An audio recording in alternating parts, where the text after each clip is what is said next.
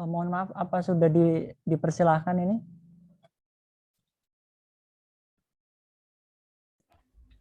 Iya, Maaf ya, sepertinya.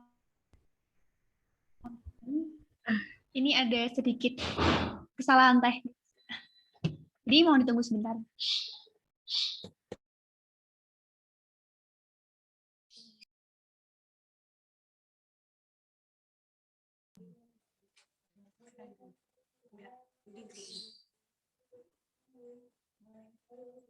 Baik, mohon maaf teman-teman karena barusan masih ada insiden. Untuk sambutannya selanjutnya akan disampaikan oleh Ketua Umum kita, yakni Kak Muhammad Brilian Salahuddin. Kepadanya dan tempat kami persilahkan. Terima kasih, Bu Moderator. Yang kami hormati Kaprodi Pendidikan Bahasa Inggris, Bapak Bayu Hendro Wicaksono, PhD.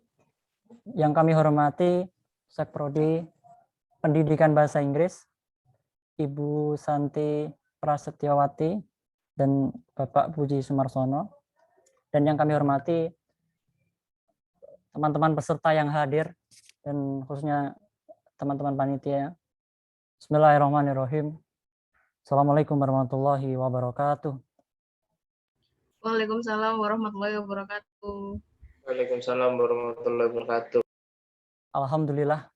Alhamdulillahi wahidil qahar, al-aziz al-ghafar, mukawwiril laili 'alan nahar, tazkiyatan li ulul qulubi wa absar wa tafsiratan lidawil albabi wal istibar. Asyhadu an la ilaha illallah wa asyhadu anna Muhammadan abduhu wa rasuluh, la nabiyya ba'da wa rasuluh amma ba'd.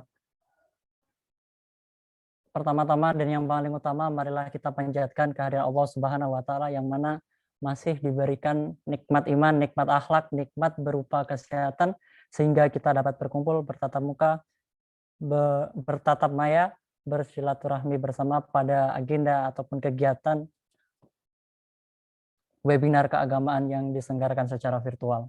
Kedua kalinya, salawat berangkaikan salam tak lupa kita curahkan kepada Nabi besar Muhammad SAW, yang mana telah membawa umatnya dari zaman jahiliyah menuju zaman Islamiyah.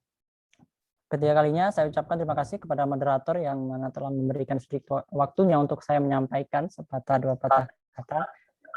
Dan sebelumnya saya tidak lupa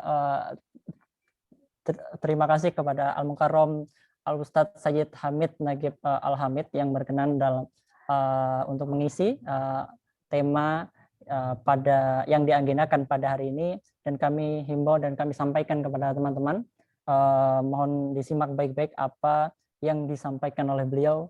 Mungkin ada kendala, pertanyaan-pertanyaan silahkan ditanyakan kepada beliau. Mungkin cukup sekian dari saya. Terima kasih. Astagfirullahaladzim kasir. Wassalamualaikum warahmatullahi wabarakatuh.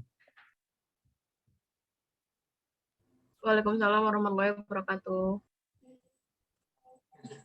Baik, kepada Kak Muhammad Brilian Salahuddin, terima kasih disampaikan. Sambutan selanjutnya akan disampaikan oleh Pembina HMJ Esa Profesio, yakni Mem Santi.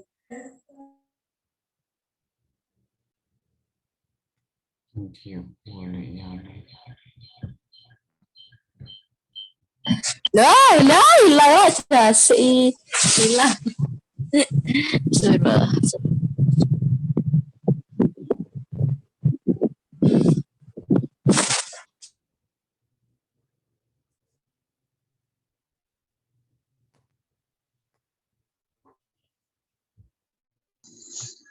Halo, mohon maaf, kakak panitia, apakah ini waktunya saya?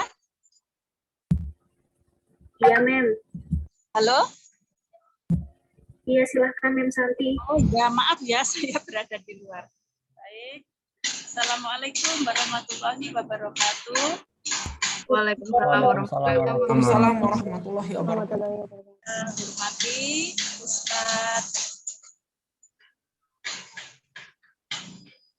Ustadz Sayyid Hamid Najib Al-Hamid, MPD, yang telah meluangkan waktu bersama kami dan adik-adik HMJ pada kesempatan kali ini.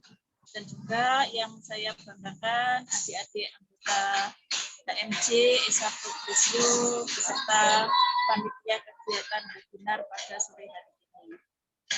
puji syukur kita panjatkan kehadirat Allah Subhanahu wa Ta'ala yang sudah memberikan kesempatan pada kita untuk bertemu pada sore hari menjelang buka ini yang agak panas ya. Kita bisa bersama bertemu dengan Ustadz yang baik yang akan bersama adik-adik untuk memberikan tausiah dan memberikan pencerahan, kesegaran pada kajian ibadah kita di bulan Ramadan ini. Selamat kami ucapkan kepada tim HMJ yang sudah menyelenggarakan acara kajian pada sore ini. Dan bagi adik-adik anggota HMJ angkatan 2020 pendidikan bahasa Inggris yang sudah menyempatkan waktu juga untuk mengikuti webinar atau kajian Ramadan pada sore hari ini. Semoga kita mendapatkan berkah dan kebaikan atas ilmu yang didapatkan pada sore hari ini. Terima kasih yang sebesar-besarnya kami sampaikan kepada Pak Ustadz yang sudah meluangkan waktu bersama adik-adik kali ini. Temanya sangat menarik. Nah, ini kekinian sekali ya. Nah, siapa yang lagi galau, masalahnya kayaknya ini sangat akrab dengan kehidupan adik-adik di sini, Pak Ustadz. Terima kasih sudah memberikan pencerahan, arahan, bagaimana untuk bersikap dan terkait dengan pertanyaan kali ini. Saya kali ini mewakili dari Prodi, Pak Kaprodi, Pak Bayu sedang ada kegiatan mengajar PPG sampai sore, jadi saya yang mewakili untuk berada di acara ini. Mohon maaf juga saya berada dalam kondisi mungkin yang tidak terlalu bagus. Saya sedang di perjalanan dan ini tadi saya keluar sebentar untuk mencari sinyal yang bagus. Jadi mohon maaf sekali. Semoga keterbatasan ini tidak akan mengganggu kelancaran kegiatan yang sudah direncanakan oleh adik-adik pada saat ini. Sekian dari saya, sudah cukup banyak saya berkata-kata. Sekali lagi terima kasih kami sampaikan kepada Pak Ustadz yang sudah rawuh di sini bersama adik-adik, membimbing adik-adik meskipun waktunya mungkin sangat singkat. Terima kasih, selamat mengaji, selamat mencari ilmu. Semoga kita mendapatkan keberkahan dan kebaikan di bulan Ramadan ini. Terima kasih Mbak MC, waktu saya kembalikan kepada Mbak Bos acara ini. Wassalamualaikum warahmatullahi wabarakatuh. Waalaikumsalam warahmatullahi wabarakatuh.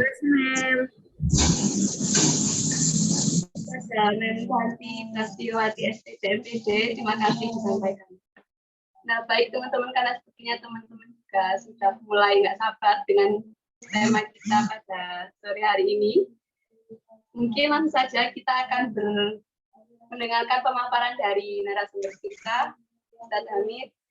Nah, apalagi temanya sekarang cinta-cintaan. Menurut Ustadz sendiri nih, Ustadz, kalau boleh tahu, definisi cinta menurut Ustadz itu apa sih, Ustadz? Bismillahirrahmanirrahim. Assalamualaikum warahmatullahi wabarakatuh. Waalaikumsalam warahmatullahi wabarakatuh. Prodi jurusan bahasa Inggris, jajaran dosen, pengampu maupun penanggung jawab, beserta juga teman-teman dari HMJ, panitia yang telah memberikan kesempatan untuk kita bersama tentunya. Buat kalian dan buat saya juga ini kesempatan karena ini termasuk ibadah terutama di bulan Ramadan. Semoga apa yang kita laksanakan pada hari ini menjadi bekal kita nanti di akhirat, selain dapat ilmu juga bisa menjadikan bekal untuk di akhirat nanti sebagai amal ibadah. Nah, jadi untuk mempersingkat waktu, kalau ditanya soal definisi cinta, jadi sebenarnya baik dari kalangan Islam, cendekiawan Islam, maupun yang di luar itu, maupun juga dari kalangan nasionalis kita seperti Buya Hamka, mereka memiliki definisi sendiri-sendiri. Karena memang kenapa sih definisi cinta itu bisa luas? Jadi saya sendiri susah untuk membatasi definisi itu. Tapi saya akan mencoba.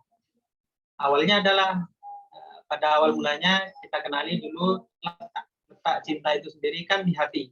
Dalam bahasa Arab sendiri, hati itu memiliki banyak bahasa. Di antaranya kolbun yang paling terkenal ya, yang paling sering kita dengar kolbun lah. Dan dalam bahasa Arab, sumya bihi litaqallubi. Dikasih nama kolbun itu kenapa? Karena hati kita itu sering berubah kan, perasaan itu kayak gitu. Bisa suka, bisa tidak, nggak bisa dipaksa untuk suka, nggak juga bisa dipaksa untuk membenci. Itu hati. Dan bahasa yang lain dari hati itu juga fuad. Sumya bihi li'anna fihi al-fawadin. Dikasih nama fuad itu karena kata ulama di dalam hati ini ibarat ada 1000 lembah. Jadi dalam bahasa Indonesia sendiri mungkin kita sering mendengar kata-kata dalamnya laut bisa diselami, tapi dalamnya hati siapa yang bisa? Jadi kalau mau bicara tentang definisi susah. Cuman saya pernah merangkum dalam 2 bait syair, yaitu al-hubbu ma la yuqasu bil lisan wala yudraku bil ain bal bil jinan. Itu yang pertama. Jadi cinta itu nggak bisa, sudah jelas, la yudrak wala yuqasu bil lisan. Nggak bisa diungkapkan dengan kata-kata. Kayak apa sih rasanya? Seperti apa sih bentuknya? Gimana sih menurut? Nggak bisa. Karena cinta itu cuma bisa kita rasakan. Hanya orang yang merasakan yang tahu. Ya kayak gini. Tapi nggak bisa diungkapkan. Kata ulama pun nggak ada yang bisa. Wala yudraku bil ain. Nggak bisa dibaca indra juga. Bentuknya kayak gimana. Kita cuma mendengar sekedar nama. Nggak bisa. Bal bil jinan. Balik ke tadi, ya hanya hati yang tahu. Cuman ada sedikit kriteria yang mungkin bisa membatasi tentang cinta, terutama dalam pandangan Islam. Jadi ada kata-kata seperti ini. Bait keduanya adalah fa innal hubba laisa huwiyan yahwika. Jadi cinta itu beda dengan hawa nafsu, jangan disamakan. Jadi cinta itu intinya bukan hawa nafsu yang bisa menjerumuskan kita atau merugikan kita, baik diri kita sendiri maupun orang lain. Fa innal hubba yuhabbibuka an la yukhalifa. Justru sebaliknya, persis seperti kutipan Bianca pada bukunya Tenggelamnya Kapal Van der Weyck ya, kalau nggak salah. Beliau sendiri juga mengungkapkan hal yang sama dengan bait kedua ini. Kalau cinta itu justru akan menimbulkan di hati kita cinta kepada sesuatu yang tidak melanggar. Jadi tidak melanggar baik dari syariat, tidak merugikan kita, itu justru kita itu seperti itu. Nah, jadi cinta itu nanti akan di poin selanjutnya ya. Jadi nggak akan saya keluar sekarang. Intinya itu anugerah dari Allah yang nggak mungkin kalau orang jatuh cinta terus saya semenjak jatuh cinta jadi susah belajar ini sumpah. Nah, perlu diketahui berarti itu hawa nafsu. Karena seperti di bait kedua tadi, cinta bukan hawa nafsu, berbeda. Tidak akan menjerumuskanmu dan justru akan menanamkan cinta kepada hal-hal yang baik. Justru akan menjadi motivasi. Jadi mungkin itu saja definisi yang bisa dari saya pribadi, tentunya dari banyak apa yang saya baca, saya dengar, saya bisa mendefinisikan sebatas itu saja. Luar biasa sekali. Nah, kan tadi sudah berbicara mengenai definisi Ustaz. Terus bagi kita, terutama yang masih muda-muda kan biasanya labil kalau masalah soal cinta. Tadi sudah dijelaskan bahwasanya kalau buat males, itu bukan cinta, tapi hawa nafsu. Terus apa boleh sih Ustaz jatuh cinta menurut Islam? Jadi pertanyaan yang kedua adalah, bolehkah sebenarnya kita ini menaruh perasaan kepada orang lain? Jadi kita tidak membahas dulu tentang gimana perasaan kita kalau sampai itu menjadikan kita malas atau melanggar dan lainnya ya. Karena tadi pertanyaannya boleh kan? Saya jawab sesuai pertanyaan saja. Nah, kalau pertanyaannya boleh kan? Maka dari riwayat hadis ya, insya Allah kalau yang pernah pondok atau pernah ikut mengkaji kajian, senang membaca hadis pasti benar dengar hadis ini. Walaupun ada beberapa riwayat, ada yang mengatakan Rasulullah mengatakan hadis ini kepada Sayyidina Ali. Ada juga yang mengatakan bahwasanya riwayat ini ketika Rasulullah membonceng sepupunya, yaitu Sayyidina Abdullah bin Abbas, putra dari pamannya. Ini pernah Rasulullah ini naik unta ya pada zaman itu atau keledai. Sayyidina Abdullah bin Mas'ud yang mungkin umur 15, 17, saya sudah mulai remaja, itu bonceng di belakang beliau. Tiba-tiba tidak sengaja berpapasan. Beliau lewat berpapasan dengan wanita. Sayyidina Abdullah bin Mas'ud melihat. Lalu sama Rasulullah dipalingkan wajahnya dan Rasulullah berkata, lakaula wa alaikatani. Ini kata-kata yang sangat terkenal. Lakaula wa alaikatani. Yang pertama tadi nggak sengaja kita papasan. Sudah itu rezeki dari Allah. Tidak masalah. Wa alaikatani, tapi jangan terus dilihat lama atau diulang lagi. Nanti bisa menjadi dosa.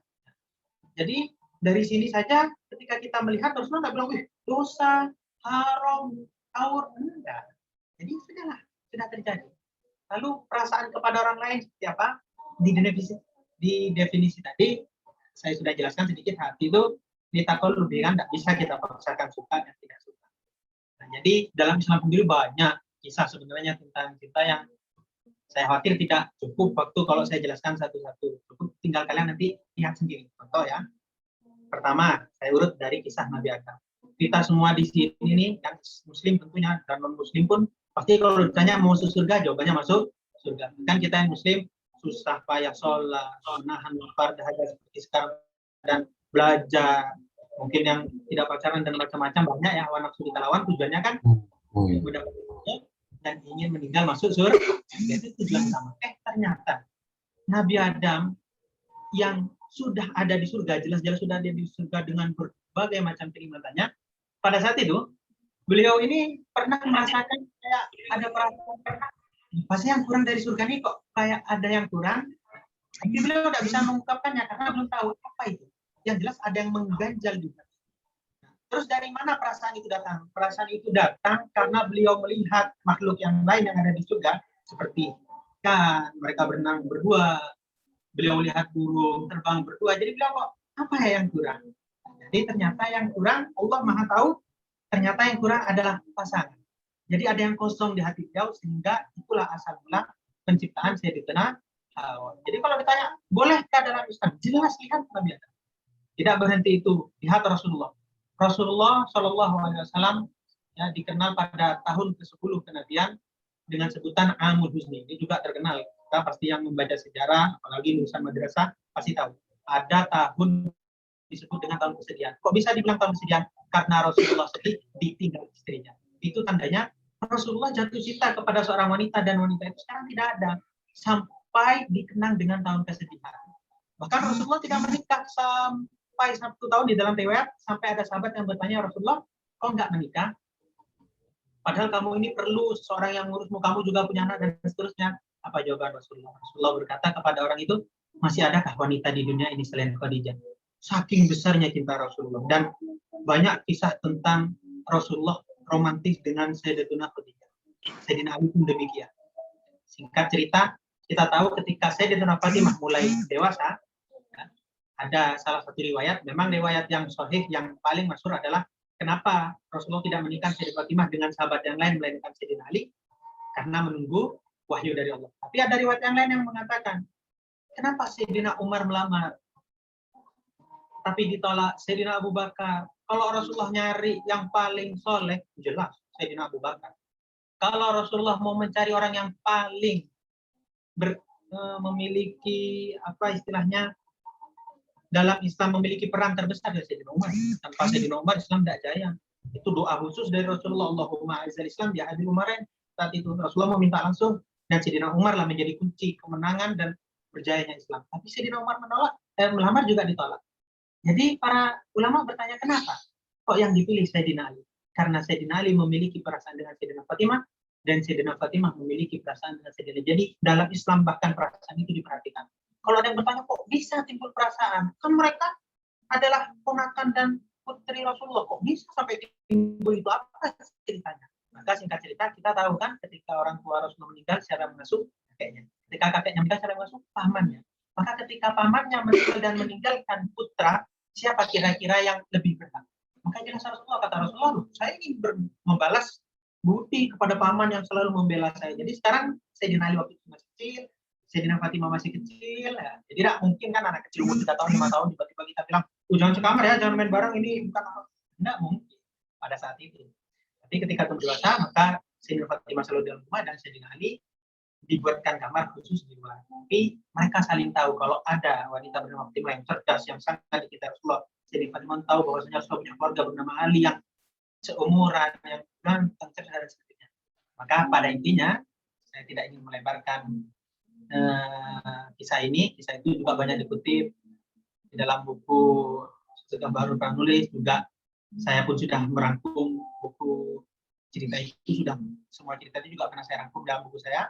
Jadi intinya jawabannya adalah bolehkah Maka jawabannya boleh selama tidak melanggar syariat, dan itu akan kita bahas.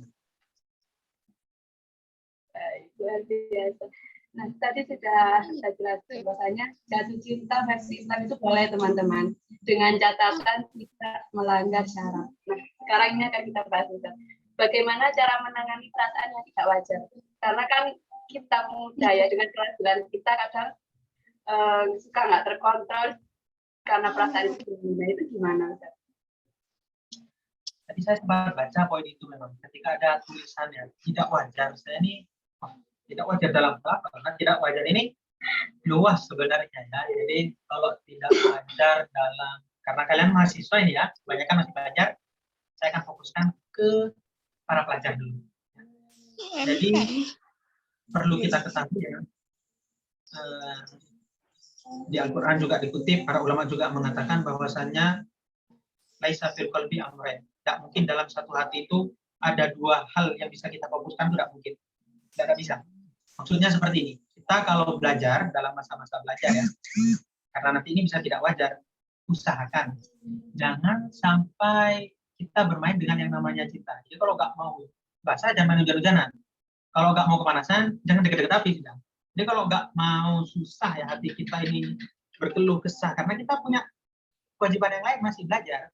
Jadi hati kita jangan diisi dengan orang lain, karena kalau sudah diisi orang lain, percaya susah untuk belajar. Dan jangan sampai ada kata-kata biasanya, Ustaz, saya tuh suka sama dia karena dia tuh memotivasi, dia nih baik, dia nih soleh. Dan ingat ya, itu sudah dijelaskan oleh ulama dalam kitab Ushulul Fiqh, disebut kalimatul haq turidu bihal batil. Itu hal yang nggak baik, tapi sama setan itu baik. Jadi kita suka. Jadi kalau orang Islam kita sodorkan hal yang tidak enak, makanan yang basi atau yang haram, kan nggak mau kita. Jadi dibungkus, dibuat sate, dibuat bakso, kita nggak tahu, jadi mau. Setan pun demikian. Jadi ada kata-kata kayak tadi itu, ini demi kebaikan, ini memotivasi dia tuh orangnya soleh. Nah, jangan mau ditipu setan, ingat. Orang soleh tidak mungkin pacaran. Kalau pacaran berarti tidak soleh. Orang baik tidak mungkin pacaran. Kalau pacaran berarti tidak baik. Sudah. Mudah, cuman terkadang kita lupa. Jadi jangan sampai ya. Nah, masalah tadi kalau suka itu hal yang wajar, tapi seperti yang saya bilang tidak sampai melanggar syariat. Lalu untuk memendam, termasuk juga ini berkaitan dengan kalau sudah terlanjur suka, gimana yang mau move on? Kan susah, Ustaz. Atau gimana sih kalau sudah kayak tadi tidak wajar? Ya, sebenarnya seperti ini ya, terutama kalian yang wanita yang paling rentan dengan perasaan, pasti perempuan, karena memang sudah sunnatullah diciptakan seperti itu. Wanita itu lebih mendahulukan perasaan. Kalau wanita ya, kalau pria lebih mendahulukan logika, itu pasti. Saya kasih contoh kecil biar mudah dipahami. Kalau ada orang tua laki, perempuan contohnya ya, punya anak mau mondok ya, atau ya mau mondok lah, anggaplah mondok. Pasti ibu mikirkan, aduh, gimana ya nanti anak di sana nyucinya, gimana ya nanti kalau sakit gimana. Perasaan didahulukan. Ayah enggak, logika. Masa bodoh dengan itu. Ayah pasti bilang, anak yang lain bisa, kenapa anak saya enggak? Nah, mereka juga kecil makan bisa, nyuci bisa, kenapa anak saya enggak? Kita mendahulukan logika lagi. Jadi dalam cinta ini sebenarnya yang paling sering dirugikan nanti akan wanita. Kenapa? Karena mereka yang akan bermain perasaan. Jadi saya sampaikan ini dulu biar kalian mencegah.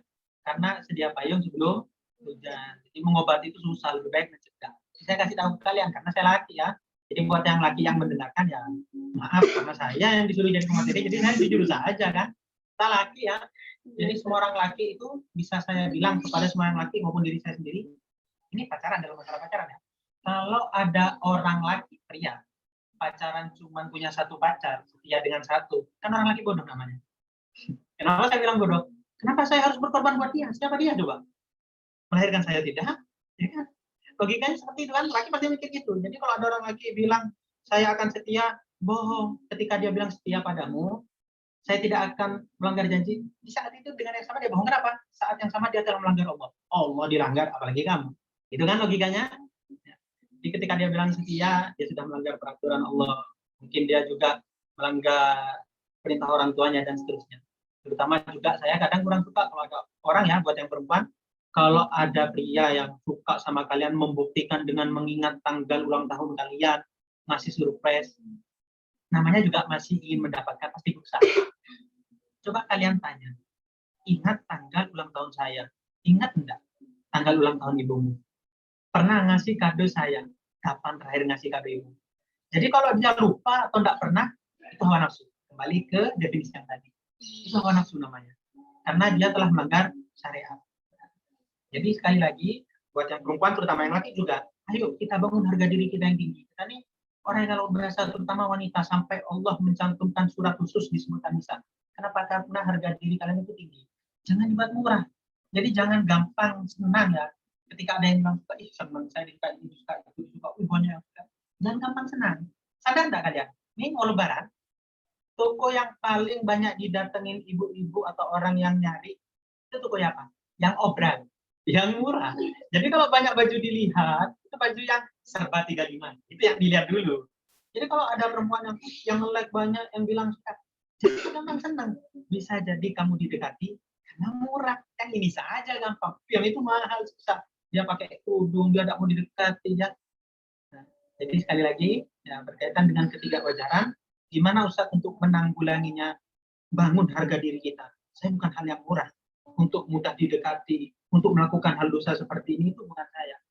Saya sudah dibesarkan orang tua dengan keringat, saya dijadikan umat muslim, umat Rasul luar biasa, saya dijadikan wanita seperti ini, dikasih kesempatan, punya teman, bisa kuliah, itu jaga harga diri itu baik-baik dan sampai besar dan menyesal. Jadi panjang ya, kalau mau diteruskan panjang, jadi mungkin itu sajalah. Jadi kita yang bisa saya sampaikan, nanti kalau ada pertanyaan baru akan saya perlebar lagi. Tadi sudah dijelaskan sama Ustaz bahwasanya cara menanggulangi perasaan yang nggak wajar dengan membangun harga diri, meningkatkan harga diri. Terus gimana Ustaz, seharusnya teman-teman ini bersikap, oh ini loh cinta saya ini jalan yang benar, itu bagaimana? Berarti ini cinta saya di jalan yang benar gitu ya. Jadi sebelum saya teruskan materi, perlu kalian sadar ya, saya juga manusia biasa gitu loh. Ya, saya juga manusia biasa, jadi jangan kalian kira, ya, apakah ini cuma materi? Enggak, ya ini materi yang saya sampaikan, tapi juga berdasarkan pengalaman, bukan? Pengalaman yang saya dapatkan sendiri, dari orang tua, dari sahabat, dari banyak orang. Kita kumpulkan, maka jadilah apa yang saya sampaikan. Jadi bukan sekedar materi, itu adalah sebuah kenyataan. Jadi untuk membicarakan cinta di jalan yang benar itu luar biasa. Nah, jadi perlu kalian ingat dan catat, cinta itu anugerah dari Allah. Bahkan Rasulullah sampai pernah bersabda, an-nikahu miftahu rizki. Itu Rasulullah bersabda di Al-Quran. Allah SWT berfirman, kuntum fuqara yughnihumullah min fadli. Kalau kalian itu orang yang kurang, fakir, miskin dalam harta, dalam kebahagiaan, dalam perasaan, dalam apapun ya, kalian merasa kurang, saya ingin lebih bahagia seperti orang lain dalam masalah harta, kata Rasulullah dan Allah, nikah. Tapi dengan catatan tadi di jalan yang benar. Kalau kalian berada di dalam,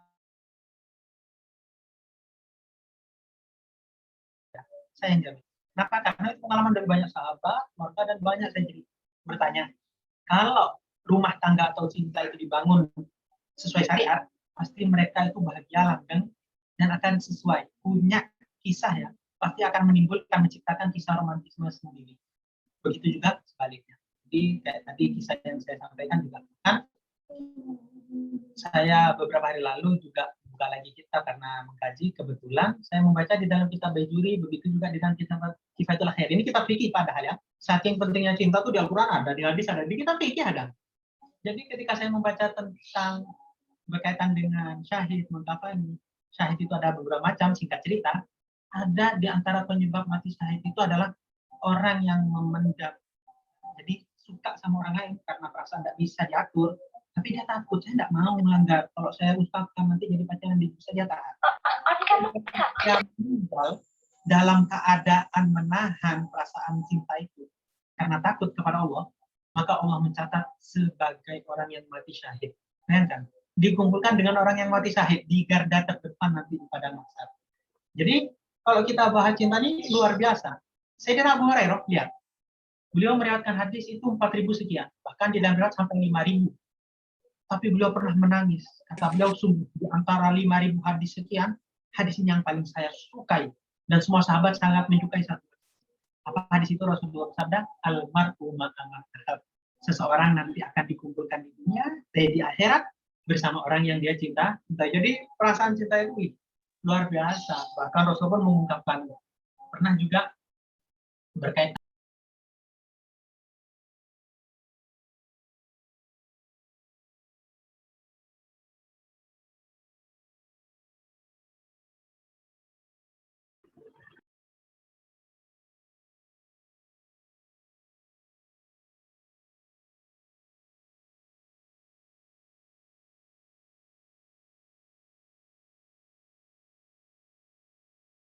yuhibbullah wa yuhibbur rasul. Tapi Rasulullah saya punya satu amalan, itu saya cinta kepada Allah dan kepadamu. Maka Rasulullah langsung jawab, anta ma'aman ahbabta, kamu akan dikumpulkan bersama orang yang kamu cintai. Jadi luar biasa. Kalau cinta itu berada di jalan yang benar, gimana untuk mendapatkannya? Jadi sekali lagi, dah, ya saya no, katakan tidak sudah untuk pacaran itu, nggak ada baiknya. Allah SWT juga sudah berfirman kan, yang kalian juga kan di dalam surat Al-Isra ayat 32, wala taqrabuz zina, jangan mendekati hal apapun yang bisa menyebabkan, termasuk ya pacaran. Jadi jangan, nah, karena pacaran itu akan justru akan menyebabkan fainau fahishatan wa sa'a sabila. Dari dulu itu hal yang nggak baik dan hanya akan menuntun kalian kepada jalan sengsara, nanti akan nyesel. Jadi jangan. Maka gimanakah menjalin cinta yang baik? Pertama, jelas berkaitan dengan usia. Insya Allah kalau kuliah ini sudah usia semua. Makanya saya akan jelaskan hal yang paling penting, yaitu ta'aruf. Itu adalah jalan yang benar dalam cinta, bukan pacaran. Jadi beda pacaran dan ta'aruf. Apa bedanya? Satu, yang pertama ya, ta'aruf itu dilakukan ketika kita memiliki keinginan memang untuk menikahi. Saya, kalian yang ingin menikahi dia, ada keinginan, baru kita boleh berkenalan. Jadi kalau enggak Ustaz, saya masih nyari kriteria, mungkin ini ya, mungkin itu. Itu namanya nyicipin. Ya, kalau makanan itu kan saya pengen nyoba ini, pengen nyoba itu, enggaknya beli tapi. Nah, jadi beda kalau dengan pacaran. Kalau taruh itu memang dia suka. Saya sudah, kalau diterima saya akan menikahi dia. Nah itu tak boleh. Yang pertama, syarat yang pertama ya, ada keinginan besar untuk menikah, dan kedua mampu. Jadi mampu ini maksudnya saya pasti diterima gitu loh. Nah, ini single. Nah, jadi sebelum janur bening melengkung gitu kan, bukan istri orang, ya, bukan suami orang, gitu kan. Ada kemungkinan kita diterima, bukan anak presiden, ya kan? Bukan anak orang yang kira jauh, enggak, sepupu istilahnya. Nah, jadi sepupu ya, ada kemungkinan untuk diterima. Nah, yang ketiga, ta'aruf itu tidak melanggar syariat, tidak boleh berduaan gitu. Ta'aruf itu yang laki datang ke rumah yang perempuan, atau tidak harus di rumah, nggak enak kita ajak makan di luar boleh, tapi yang perempuan ngajak keluarganya, karena kita untuk menyampaikan tujuan kita, saya ingin serius dengan putri bapak, adiknya, kakaknya, dan ponakan. Penting perempuan itu bawa walinya, boleh enggak di rumahnya, cuma biasanya dilakukan di rumah. Itu yang disebut taruh. Jadi kenalan, seperti ini anaknya, saya seperti ini, keluarganya seperti itu. Nah, jadi intinya tidak melanggar syariat. Itulah yang disebut dengan taruh ya. Sekali lagi, ada keinginan untuk menikah dan memungkinkan kita untuk menikah juga bisa diterima, dan tadi tidak melanggar syariat, tidak berduaan, tidak seperti itu. Kita datang ke keluarga. Jadi mungkin itu sedikit yang berkaitan dengan cinta di jalan yang benar, artinya tidak dengan melanggar syariat. Bisa dipahami ya teman-teman, gimana tadi cinta di jalan yang benar. Saya masih ada yang gelitik nih, kan tadi jenengan jelaskan bahwasanya kalau kita memendam perasaan sampai akhirnya kita meninggal, justru menjadi jalin. Lalu selama ini yang saya pahami, bahwasanya menikah itu adalah ibadah yang juga besar pahalanya. Nah itu gimana Ustaz? Semisal kita mengungkapkan tapi niat kita ya karena pengen kita menikah, ya maaf, karena ingin menikah biar pahalanya bertambah banyak, itu lebih bagus mana? Ya bagus ya, pertanyaannya sangat bagus. Jadi seperti itu. Jadi ada dua, maksudnya gini, saya suka seumpama ya dengan orang itu, lebih baik saya ungkapkan karena niat saya ingin menikah dan pahalanya besar, terus saya pendam karena itu juga hal baik. Kan kalau saya meninggal bisa menyebabkan manusia seperti itu ya.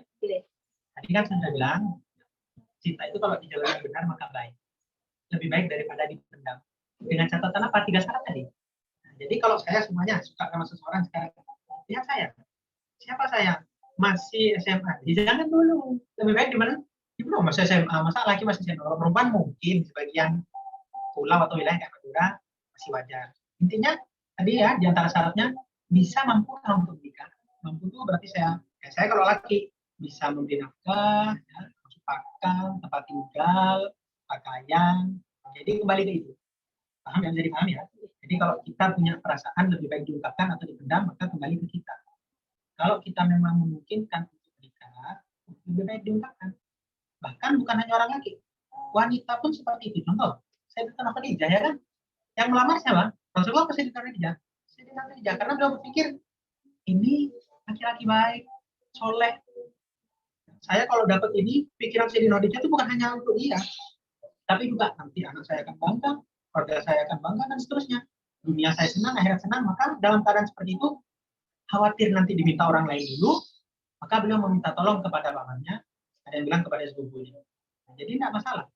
Maka kalau memungkinkan, kalian ini sudah kuliah ya, daripada pacaran, daripada khawatir karena kalian membutuhkan, tidak masalah.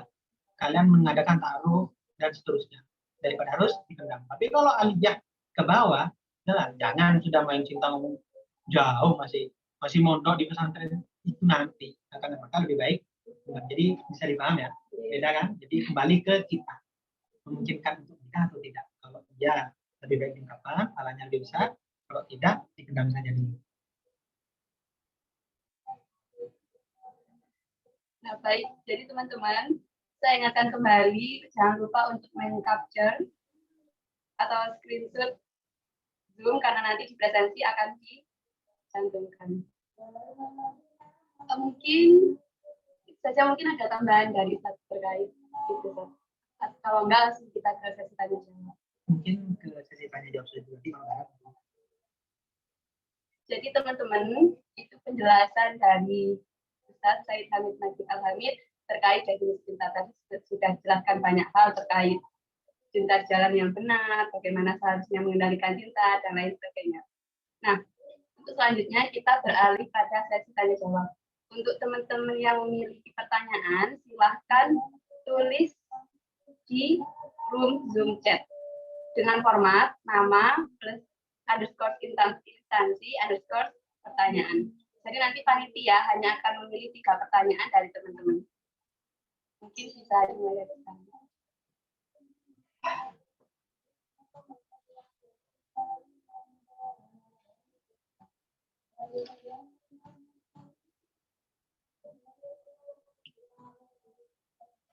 Sambil menunggu mungkin ya. Yes. Nah, jadi tadi ada yang tidak dibahas, saya nggak bahas itu kriteria. Ya. Nah, tadi ada tidak dibahas kriteria ya. Kriteria gimana sih untuk memilih pasangan yang baik dan tidak, karena memilih pasangan yang baik atau tidak itu sangat penting. Jadi dalam hal ini sebenarnya Rasulullah SAW sudah bersabda, ya, di sini juga sangat terkenal ya hadis sahih. Rasulullah bersabda, kata beliau, tumkahul mar'ah li arba'ah. Jadi biasanya seorang wanita maupun pria juga dinikah itu karena 4 hal. Jadi kalau kalian mencari pasangan ya 4 hal ini kriterianya apa saja? Yang pertama kata beliau li jamaliha, wali maliha, wali hasabiha, dan yang terakhir wali diniha. Fadfar lidatidin, saya baca itu keseluruhan hadisnya. Baru akan saya jelaskan. Yang pertama, yang Rasulullah sebut pertama itu ya langsung adalah kalau kamu menikahi seorang wanita atau pria adalah yang dilihat tampangnya. Kata Rasulullah, nah, dalam hadis ini kita tahu ya, tidak usah kita munafik. Hal yang kita ini manusia punya hawa nafsu, punya keinginan makan, ingin yang enak, sesuatu ingin yang indah, termasuk pasangan. Jadi jangan bilang tampang itu tidak penting, Ustaz. Ini tuh kata siapa tidak penting? Itu penting. Jadi Rasulullah justru menganjurkan kita ya cari yang bukan yang cantik, yang ganteng menurut kata orang, tapi menurut kita. Karena kriteria kita itu berbeda-beda. Menurut saya ini cantik, belum tentu menurut orang lain cantik. Menurut saya ini tampan, belum tentu menurut orang lain tampan. Jadi dalam hal ini fleksibel ya. Tapi tetap dituntut cari yang cantik, cari yang tampan. Karena memang di antara alasan menikah itu kan awal dulu besar, agar kita lebih menjaga pandangan biar gak melirik wanita sana wanita sini, biar gak melirik pria sana pria sini. Jadi nyari yang sesuai selera kita. Jadi kita bisa menahan cukup. Di rumah sudah ada istri yang cantik, di rumah sudah ada suami yang menghibur, dan seterusnya. Itu yang pertama. Yang kedua adalah lihat harta. Biasanya orang juga pengen ya yang tampan, hal yang wajar. Jadi bukan materi ini, hal yang wajar. Jadi, dan yang ketiga, nasab keturunan. Mesti orang ingin nyari yang keluarganya baik, dia baik, soleh, soleha, keluarganya juga enak, mertuanya baik, saudara juga untuk kita, dan yang terakhir yang paling penting kata Rasulullah, di antara tiga hal, yang terakhir ini juga yang paling penting, yaitu lihat kriteria agamanya, soleh dan kesolehannya. Kata beliau menjamin kalau kamu memilih pasanganmu yang memiliki agama yang baik, maka tari bacadah. Karena saya jamin pasti keluargamu itu akan sakinah, mawaddah, warahmah. Karena pada hakikatnya ya, cinta itu membangun keluarga itu enggak kayak kata orang. Ini antara aku dan kamu, kamu dan dia, enggak. Kehidupan kita ini enggak bakal berdua. Kita pasti akan mengalami kesulitan, nanti yang melahirkan, menjadi anak dan akan banyak permasalahan-permasalahan itu yang kita butuh orang tua dan sebagainya. Jadi kita memilih pasangan itu bukan cuma memilih suami atau istri, enggak. Ketika kita memilih pasangan, kita otomatis memilih anak untuk orang tua kita. Kita otomatis memilih saudara untuk saudara kita, dan yang paling penting kita ini sedang memilih orang tua bagi anak-anak kita. Jadi cari yang sekiranya bisa dibanggakan keluargamu, yang sekiranya kalau nanti kamu menikah dengannya, anakmu akan berkata, ini loh ayah terbaik, ngajarin sholat, nggak pernah tengkar sama ibu. Kita kalau salah selalu ditegur dengan hal yang baik, ngajak makan nggak lupa, ibadah iya, duniawi dapat, akhirat dapat. Itu anak senang. Jadi dijadikan contoh itu bisa dibanggakan. Mertua orang tua kita juga gitu, lihat menantu saya baik, Ramadan nggak pernah lupa, Lebaran selalu datang dan seterusnya. Senang. Jadi semua keluarga senang.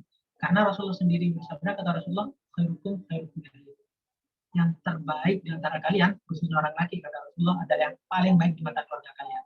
Jadi khusus para mahasiswa yang laki, kalau kalian ingin tahu, saya ini termasuk ahli jannah atau enggak, cukup kata Rasulullah tanya kepada keluarga kalian.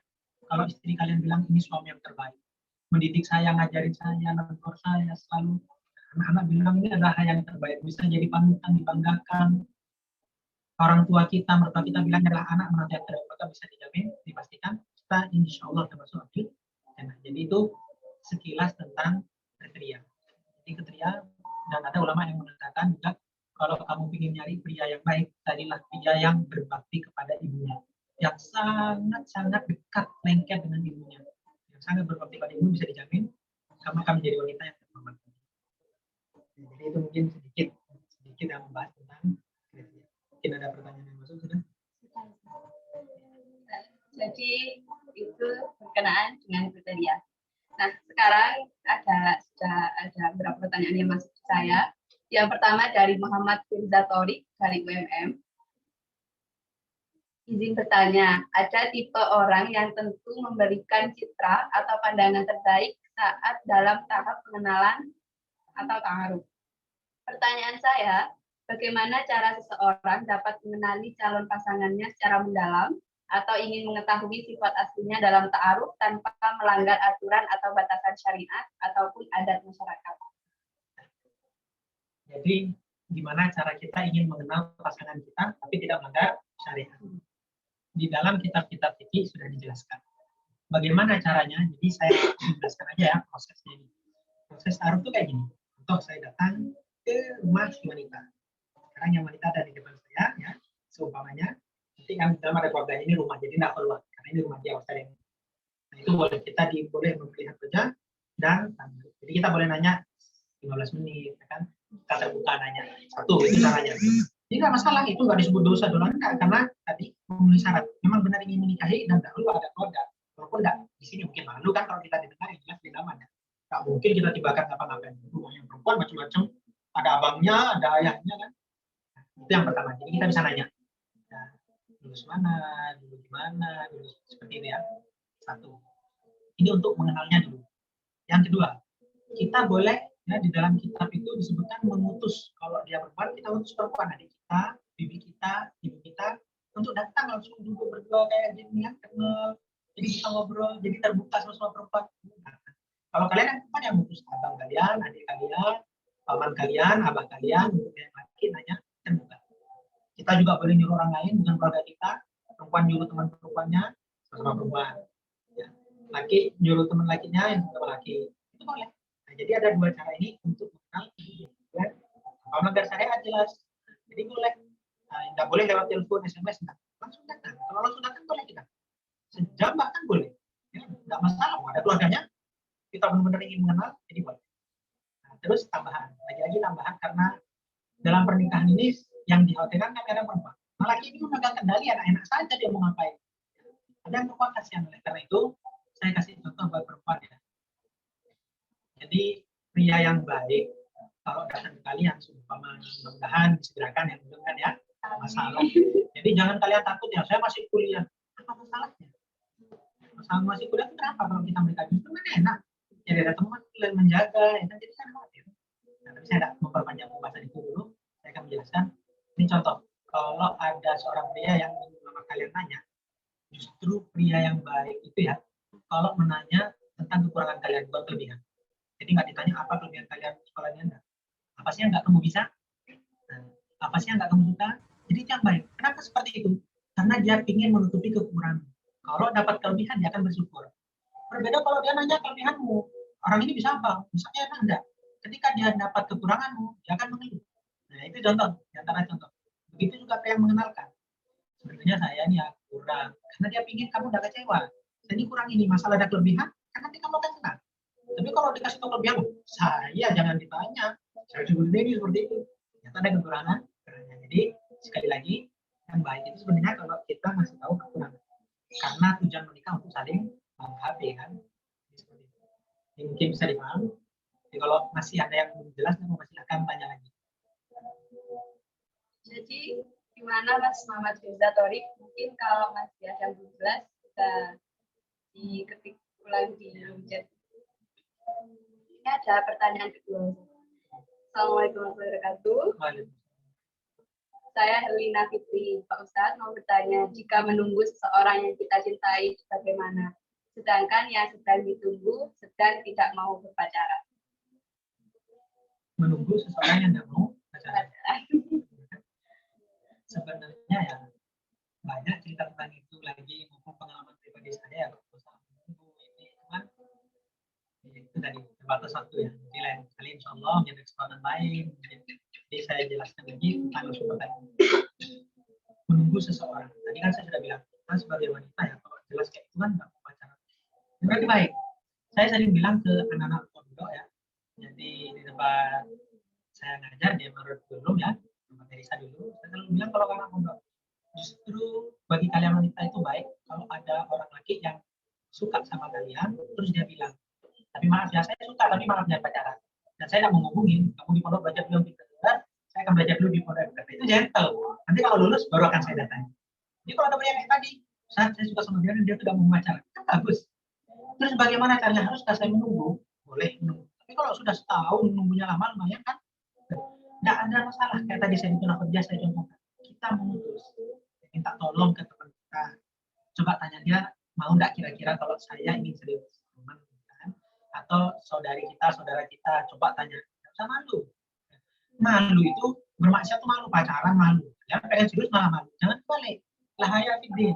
Kalau untuk hal baik dalam agama jangan malu, jangan balik. Justru kalau dalam hal seperti ini serius mau menikah, ungkapkan. Tapi kalau kita mengungkapkan nanti, gimana saya perempuan masa justru itu godaan setan ya. Kamu malu kayak tadi kembali tadi pacaran, lu malu kayak tadi. Apalagi sampai apa istilah kata orang saling bucin, itu malu. Kamu membuang harga dirimu untuk maksiat itu malu. Tapi kalau untuk hal yang baik ke depannya itu tidak membuang harga diri. Jadi saran dari saya ini sekedar peluang terbaik, boleh tanya ke yang lain. Cuma kalau dari saya, maka ya kalau sudah menunggu sekiranya lama, kalau nggak lama baru sehari, sebulan. Tapi kalau sudah lama, tidak masalah. Kita ingin tahu jawaban daripada kita digantungkan. Kita butuh seseorang. Kalau diterima alhamdulillah, kalau tidak ingat kata Sayyidina Ali, saya ini selalu berdoa. Kalau dikabulkan saya senang, kalau tidak dikabulkan saya jauh lebih senang. Kenapa demikian? Karena berarti Allah menentukan sesuatu yang jauh lebih baik. Ketika saya doa nggak dikabulkan, Allah tahu ini nggak baik. Kita memberikan yang lebih.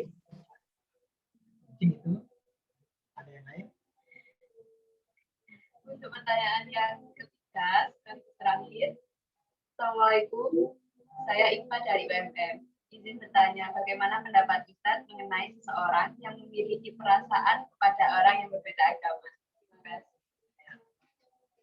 Jadi begini, ada sebuah teori seperti ini. Semakin besar pahala yang kita dapat, akan semakin besar, akan semakin berat ya, cobaannya. Begitu juga kebalikannya, akan semakin besar berat cobaannya, ibadah tersebut kita lakukan berat, itu tandanya semakin besar pahalanya. Allah bersabda pada Sayyidina Isa, ajuki ala qadri masih itu tadi. Intinya berkaitan dengan contoh ini kan beratnya luar biasa.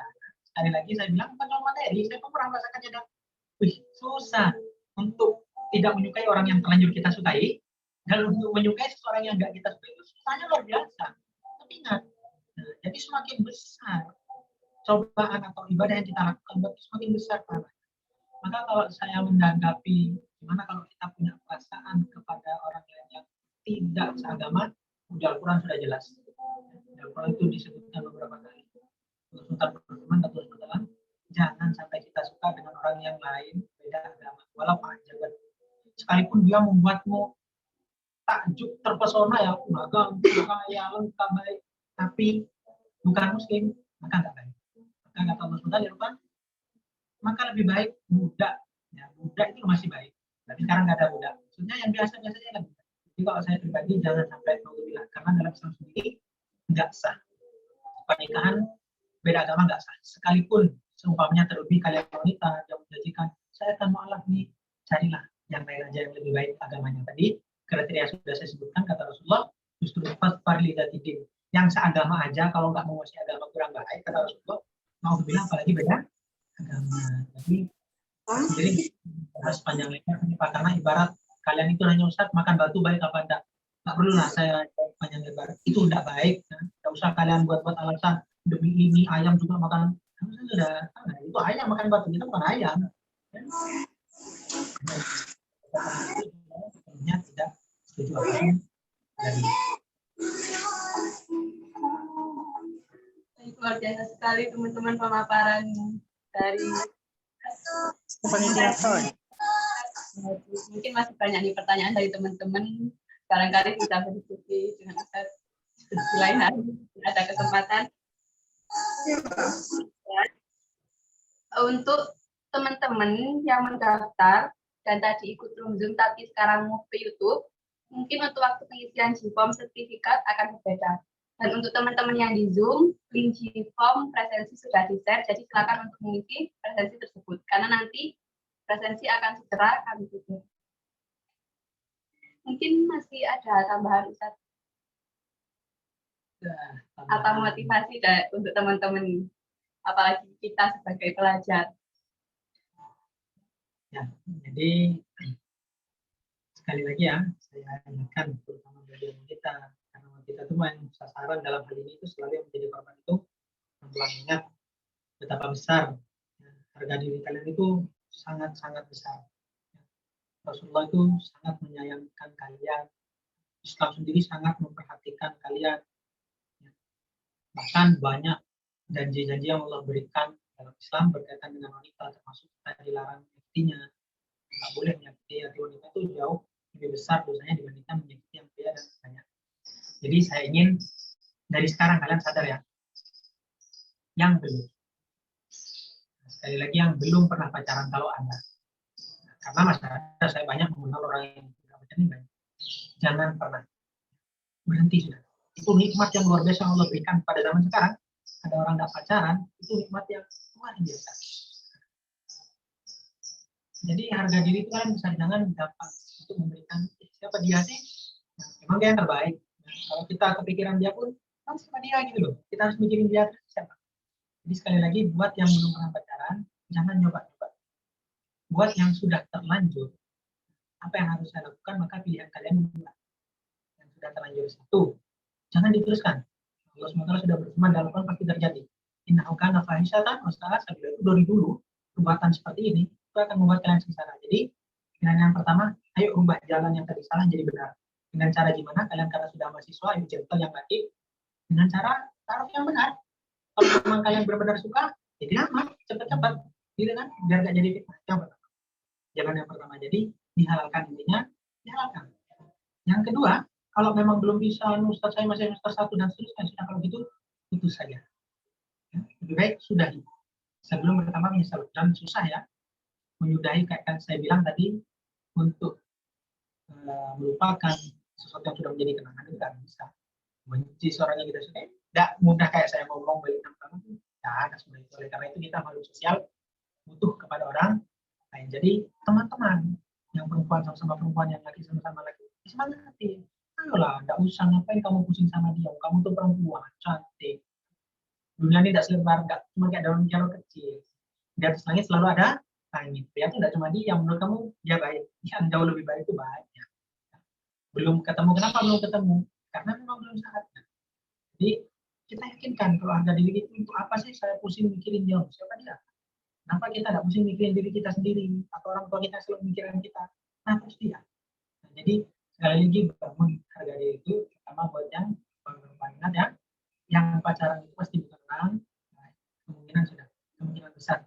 Jadi kalau orang baik nggak mungkin pacaran, itu sudah teori. Jadi jangan ada lagi kalian ya bilang karena dia baik, karena ini, jangan ya. Apapun sebenarnya hal kumpul laki perempuan itu sebenarnya kurang baik, teman tidak mungkin ya. Zaman sekarang terutama kalian mahasiswa, maka paling baik dengan cara menjaga diri. Sebenarnya berkaitan dengan cinta ini juga aurat itu penting ya. Penampilan gimana, karena kayak saya bilang tadi kan, sedia payung sebelum hujan. Kalau nggak mau basah ya jangan hujan-hujanan. Sebelum jatuh itu sebenarnya ada hal yang lebih penting yang kita bahas. Wanita berpenampilan kan, dan seterusnya, karena dalam satu ilmu itu juga disebutkan ya, sebenarnya menjadi hal ini nih yang menjadi pokok adanya maksiat berkaitan dengan pacaran itu yang perempuan, karena memang perempuan lebih menarik perhatian. Jadi kalau kalian bersolek dengan baik, yang nggak dandan, tampil apa adanya, pakai hijab, insya Allah ya, tidak bakal ada yang namanya ya, pacaran, maksiat itu akan berkurang, ada akan berkurang. Nah, mungkin sampai jam berapa waktunya? 16.30 mungkin karena memang waktunya sudah selesai. Insya Allah lain kali lah. Walaupun tidak harus formal, dengan formal memang resmi, tidak resmi pun kapan-kapan kalian ingin mengadakan kita diskusi sendiri, karena memang itu kewajiban kita satu sama lain kan. Pak Zakir atau setelah saya nanti dulu tanpa mau milih saya, silakan saja, saya siap-siap saja, karena itu bukan hanya buat kalian lebih baik, justru buat saya jauh lebih baik, karena al-yastawil ladina ya'lamun wal ladina la ya'lamun. Orang yang sharing kayak gini ilmu itu akan menambah derajat di akhirat nanti, akan jadi amal. Jadi saya sangat senang. Mau resmi mau enggak diajak sharing itu senang. Jadi lain kali kalau kalian pengen kumpul kayak di mana atau ke sini akan meneruskan lanjutan dari ini, saya sangat terbuka dan senang, karena itu kesempatan dan kebaikan buat kita berdua, baik langsung maupun nanti lewat handphone kayak tadi yang sudah dikatakan Mbak Isa. Nah kan yang penting ada kesempatan dan bisa saya jawab, kalau enggak ya saya jadikan PR. Kalau nanti saya minta tolong ke teman-teman yang lain untuk jawab. Mungkin itu saja yang bisa saya sampaikan, karena memang materi ini materi yang berat sebelumnya ya, berat tinggal luasnya. Kalau mungkin ada tambahan, ya akan ada terus tambahan, tambah terus.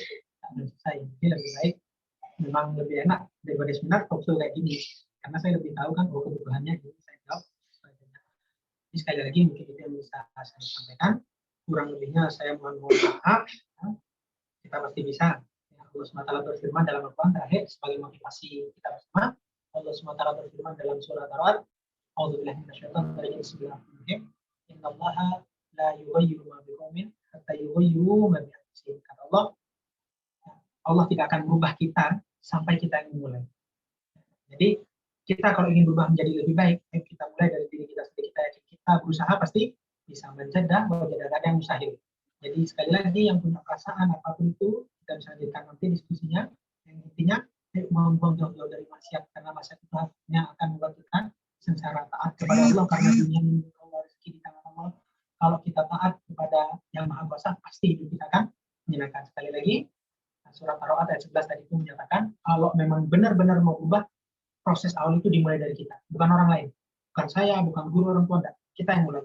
Jangan takut untuk melangkahkan kaki untuk berubah, karena kalau kita mau niat yang besar, Allah pasti akan membantu.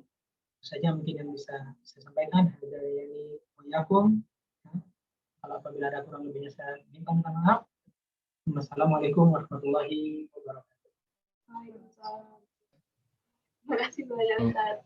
Jadi tadi sudah kita mendengarkan bersama pemaparan dari narasumber kita, terkait ya hal yang sudah saya sampaikan tadi terkait cinta jalan yang benar, bagaimana harusnya menanggulangi perasaan yang nggak wajar, mungkin bisa kita ambil hikmahnya bersama. Jadi bagi teman-teman, terutama kita selaku pelajar, bisa mengambil hal-hal yang baik dari yang sudah disampaikan Ustaz tadi. Harapannya nggak hanya berhenti di webinar ini, tapi nanti ketika teman-teman sudah selesai di webinar, teman-teman bisa menerapkan apa yang sudah disampaikan oleh Ustaz tadi.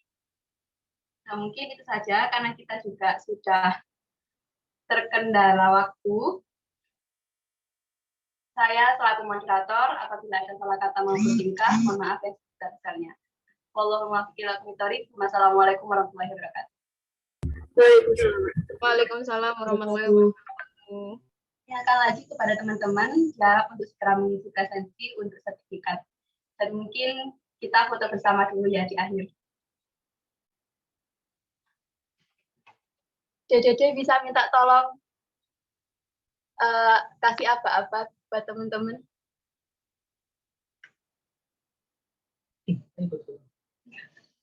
Oh, enggak? Biar ketahuan kalau ada orang lain. Ikut sutra. Ini ada kursi satu. Biar ketahuan kalau ada orang lain.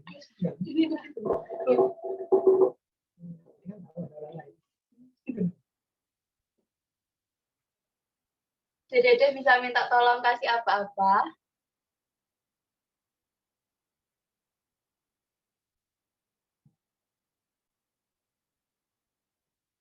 Teman-teman, kalau yang bisa on cam ya biar. Kan semuanya. Mundur dari 3 ya.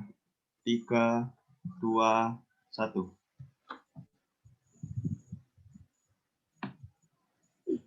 Oke, satu lagi. 3, 2, 1.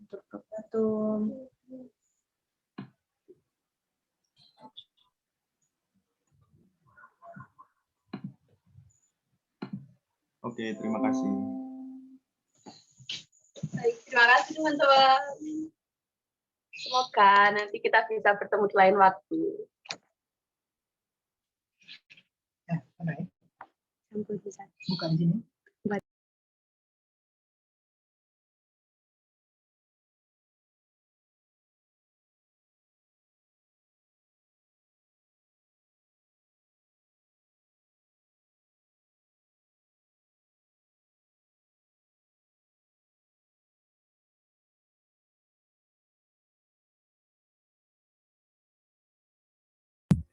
See you guys on the next event of Esa Progresio. Terima kasih.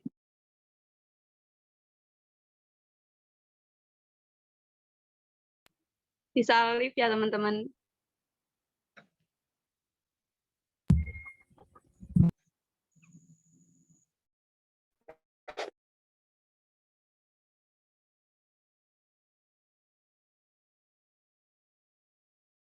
Makasih buat teman-teman yang udah join.